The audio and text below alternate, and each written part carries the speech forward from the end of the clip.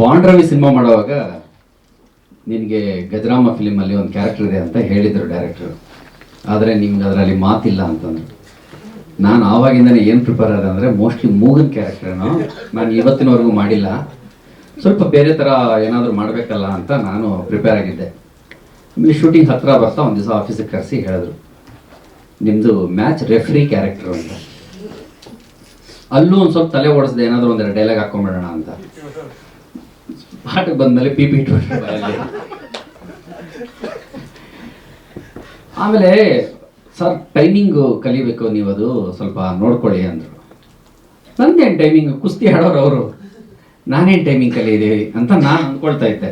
But shooting ಸ್ಪಾಟಿಗೆ ಬಂದಲ್ಲಿ ಗೊತ್ತಾಯಿತು ಇವರ ಸ್ಟೈಲು, ನಮ್ಮ ರಾಜವರ್ಧನ್ ಸರ್ ಅವರ ಸ್ಟೈಲು, ಮತ್ತು ಅಗ್ರೆಸಿವ್ ಸ್ವ್ಯಾಗು, ಮತ್ತು ಅಟ್ಯಾಕ್ ಮಾಡ್ತಾ ಫೈಟ್ ಅಟ್ಯಾಕ್ ಮಾಡ್ತಾ ಇದ್ದ ಸ್ಟೈಲು, ಇವೆಲ್ಲ ನೋಡಿದೆ. ಎರಡು ಗಜಗಳು ಕಿತ್ತಾಡಿದ್ರೆ ಹೇಗಿರುತ್ತೋ ಹಾಗಿರುತ್ತೆ. ನಾವು ತಪ್ಪಿಸ್ಕೊಳಕ್ಕೆ ಒಂದು ಟೈಮಿಂಗ್ ಬೇಕು, ಅದು ಟೈಮಿಂಗು. ನಾನು ಮ್ಯಾಚ್ ಸ್ಟಾರ್ಟ್ ಮಾಡುವಾಗ ವಿಸಿಲ್ ಊದಿ ನಾನು ಕೊಟ್ಟರೆ, ಸಿಗ್ನಲ್ ಕೊಟ್ಟರೆ ಅವರಿಬ್ಬರು ಬಂದು ಹೆಂಗೆ ಹೊಡೆದಾಡ್ತಾ ಇದ್ರು ಅಂದರೆ ಆಲ್ಮೋಸ್ಟ್ ಅಲ್ಲಿ ನಾನು ಜಸ್ಟ್ ಅಲ್ಲಿ ಮಿಸ್ ಆಗ್ತಾ ಇದ್ದೆ. ನೀವು ನೋಡ್ಬೋದು ಫಿಲ್ಮಲ್ಲಿ, ತುಂಬ ಚೆನ್ನಾಗಿ ಸೊಗಸಾಗಿ ಎಕ್ಸಿಕ್ಯೂಟ್ ಮಾಡಿದ್ದಾರೆ ಸರ್.